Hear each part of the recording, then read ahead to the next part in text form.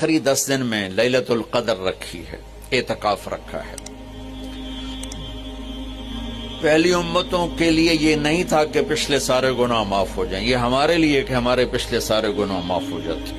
اللہ تعالیٰ کا عرش پہلے آسمان پہ آ جاتا ہے، جنت کے دروازے کھل جاتے ہیں، جہنم کے بند ہو جاتے ہیں، شیطان قید ہو جاتے ہیں، اور سمندر کی مچھلیاں اور زمین کی چونٹیاں تک روزہ رکھنے والوں کے لیے دعا کرتی ہیں، اور اللہ تعالیٰ جنت کو روزانہ کہتا ہے ان قریب میرے نیک بندے بندیاں آنے والے ہیں، تو ان کے لیے میک اپ کر لے، تو ان کے لیے تیار ہو جائے۔ یہ اللہ تعالیٰ کی رحمت کو لینے کا سیزن ہے۔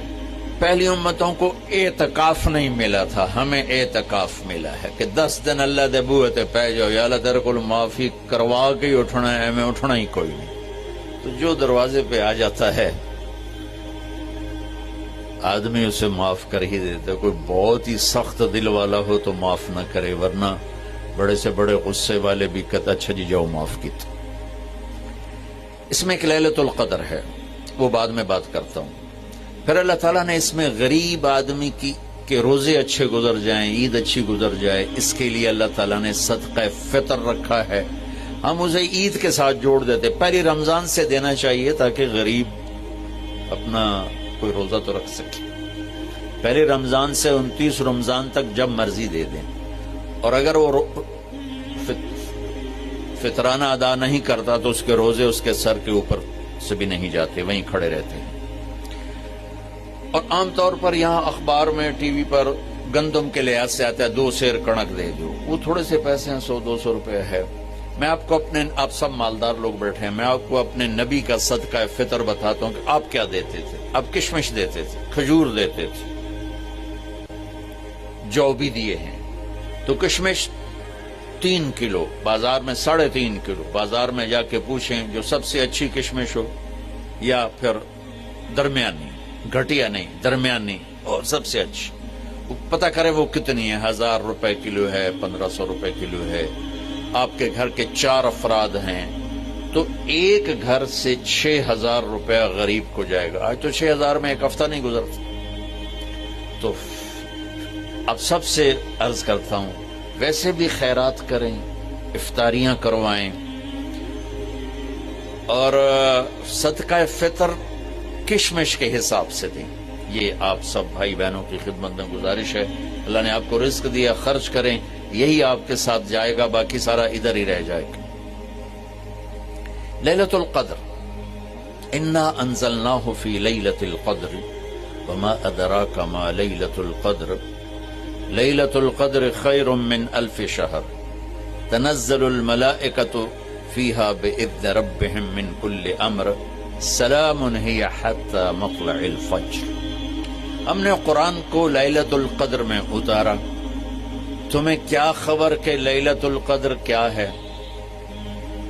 لیلۃ القدر 1000 مہینوں سے بہتر ہے۔ اس میں فرشتے اترتے ہیں اور یہ صبح تک رہتی ہے۔ لفظ قدر عربی میں اس کا ایک مطلب ہے قیمت۔ سبحان اللہ۔ تو اللہ نے کہا میں تمہیں بتاؤں، آپ سب تاجر بیٹھے ہو، لیلۃ القدر کی قیمت کیا ہے؟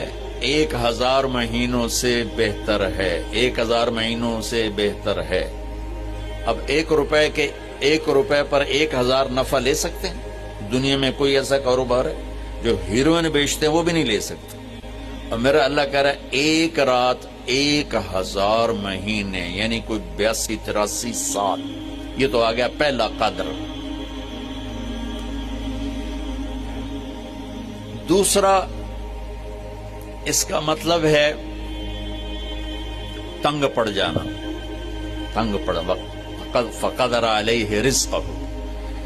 تو تنزل الملائکۃ فیہا، تنزل الملائکۃ والروح فیہا، کہ اس رات اتنے فرشتے اترتے ہیں کہ زمین تنگ پڑ جاتی ہے۔ سبحان اللہ، اتنے فرشتے آتے ہیں زمین تنگ پڑ جاتی ہے۔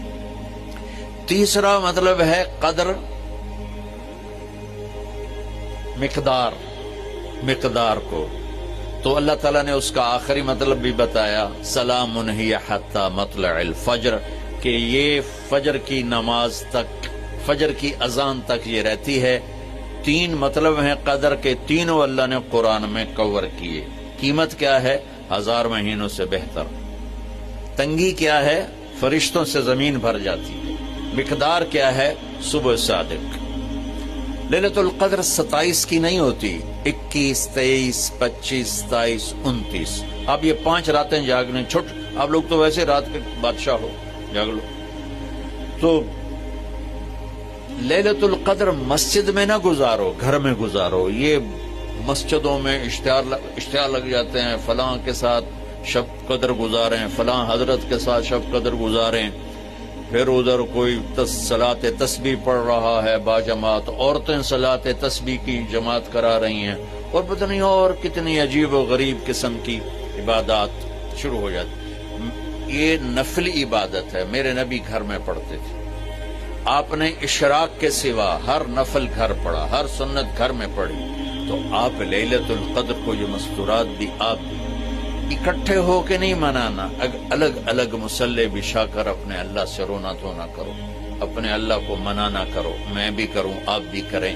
نوافل کی جیسے ابھی شب برات گزری تو اشتہار تھے، میں جا رہا تھا ادھر غلام آباد میں، ایک جنازہ ہو گیا تھا، تو اشتہار فلاں حضرت کے ساتھ شب برات گزاریں، فلاں مسجد میں شب برات گزاریں، فلاں جگہ شب برات گزاریں۔ بھائی وہ گھر میں منانے کی ہے، مسجد میں نہیں۔ میرے نبی نے نفلوں کو تنہائی میں ادا کیا، فرض کو مجمع میں ادا کیا۔ لیلۃ القدر میں جاگنا نفل ہے، اور پھر جب کٹھے ہو جائیں گے لوگ اور عورتیں تو پھر ساتھ غیبت بھی چلے گی، اور ایک غیبت کا بول ساری رات کو اڑا کے رکھ دے گا۔ مردوں یا عورت کٹھے ہو جائیں، غیبت سے تو بچتے نہیں، نہ ہی رک سکتے ہیں۔ سندھ سے ہم بائی روڈ آ رہے تھے، کراچی سے بائی روڈ جماعت تھی، تو وہ راستے میں بڑی غیبت کریں، نوجوان تھے سارے نئے نئے، میں چپ کر کے سنتا رہا۔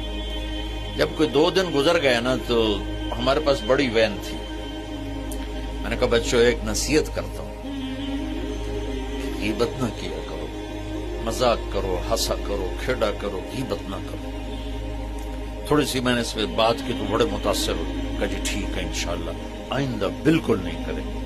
کوئی آدھا گھنٹہ گاڑی میں سناٹا رہا، آدھے گھنٹے کے بعد ایک بولے مولانا یہ غیبت نہ کریے تو پھر گلاں کی کریے۔